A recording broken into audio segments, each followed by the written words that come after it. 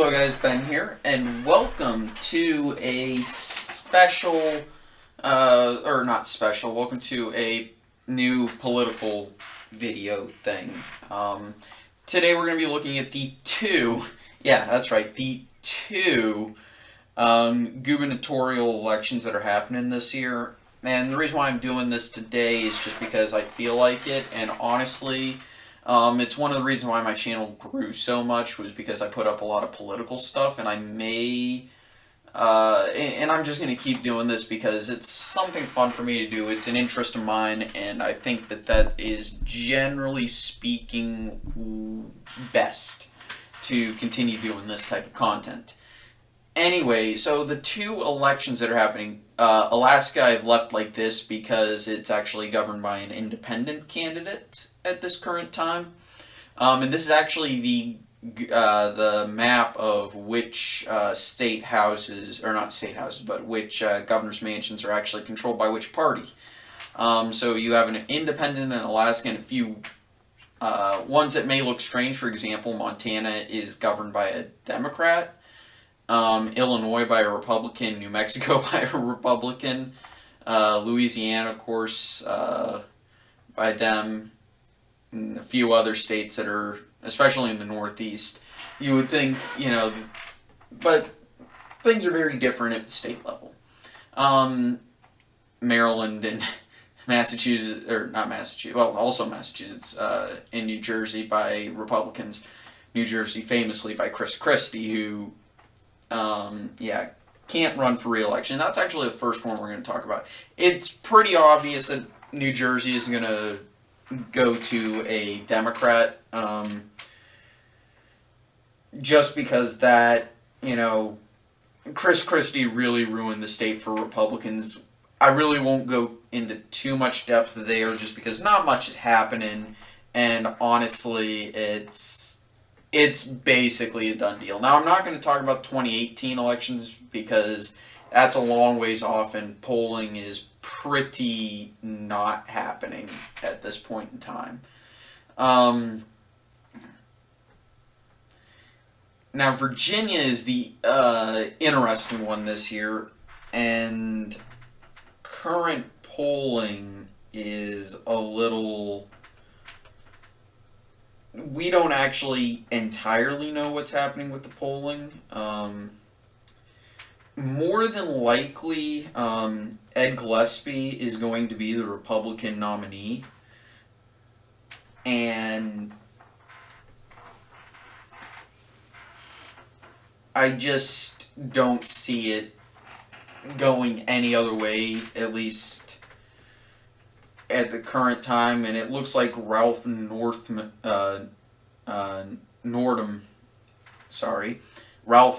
going to be the Democrat.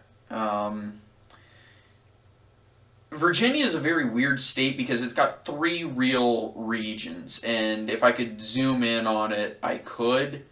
But you've got Northern Virginia, kind of this area. You've got the Tidewater area, and then you've got rural Virginia, which is basically everything else.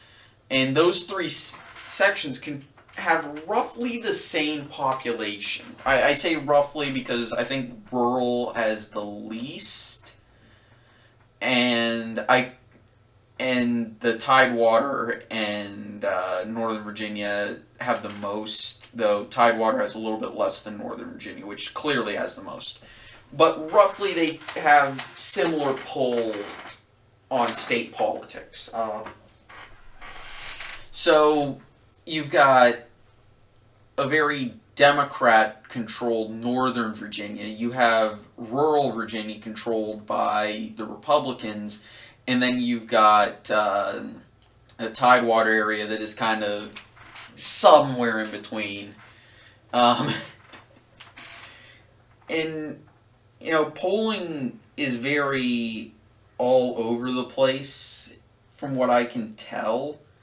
And most polls show there's about between 10 and 20% of the population is undecided in this race at this current time, because I don't think anybody's really paying attention to it. I think we're all politicked out after the 2016 election. So people are just like, nah, who cares? And, well, looking at this, we're going to... It's a toss-up. The race really is a toss-up. Because polls show, you know... A lot of the polls that show Nordum leading the race, they indicate that he's got a massive lead, but considering that you've got other fairly recent polls showing that it's a close race and that actually Gillespie is leading it, it makes you wonder a little bit, because this kind of is reflecting the trend that happened on the national level last year, which I think is very interesting to look at. Because I kind of smelt it coming from a mile away that the race was going to be a lot closer than a lot of people thought.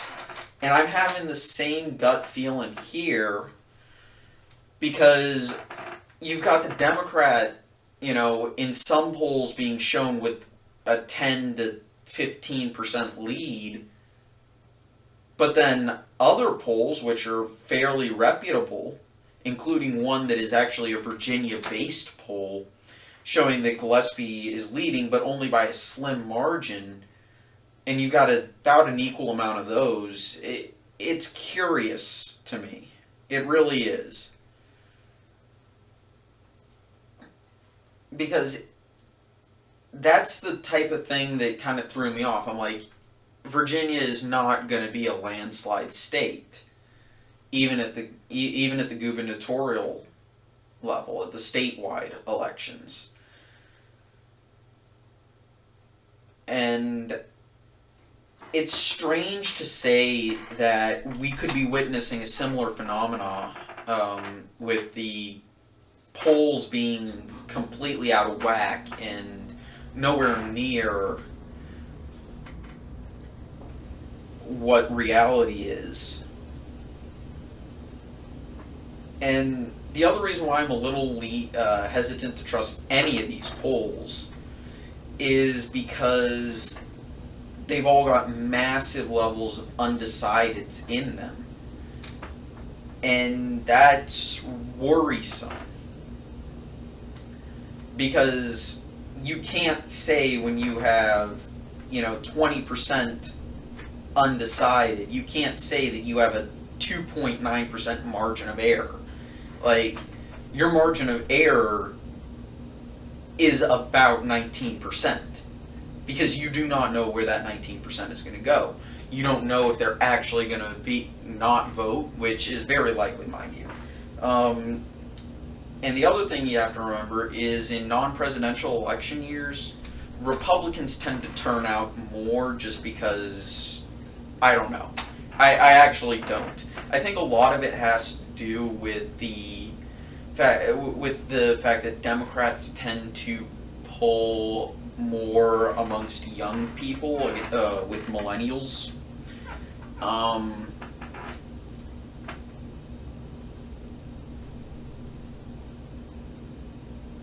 And also populations that tend to only come out during presidential election years. And I'm not trying to say that in any way, shape, or form to be anything more than just a statement of fact. Okay, so I'm not trying to judge who's supporting who here.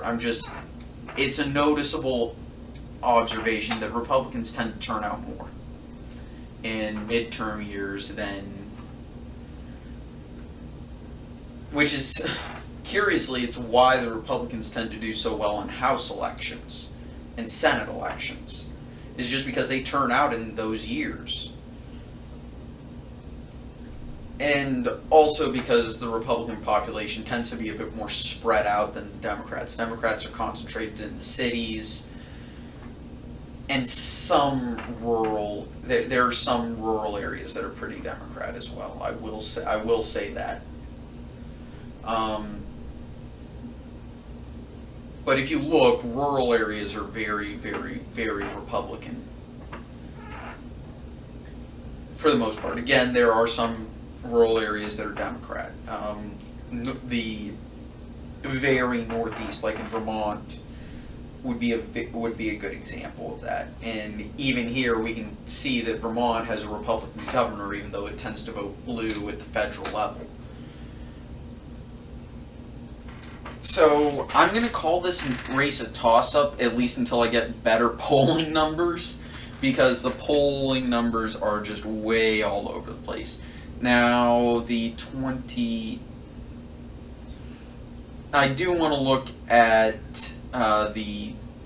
we're going to go to the interactive map here. And looking at this, and this already has a few ratings built in, showing you kind of where the states are leaning. Georgia, yeah, that's pretty, a lot of these are pretty obvious, at least to people who have been in those areas.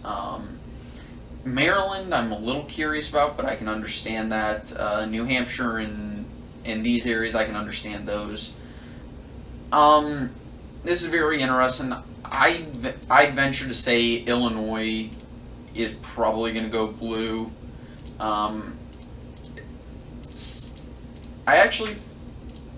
I don't want to get into these just because I don't know how these are going to go, at least not yet. And also, there are only two of these states are even up for election in 2017, which is the year we really just want to look at. So, anyway, guys, thank you so much for watching. Hope you have a nice day, and I will see you next time. Bye.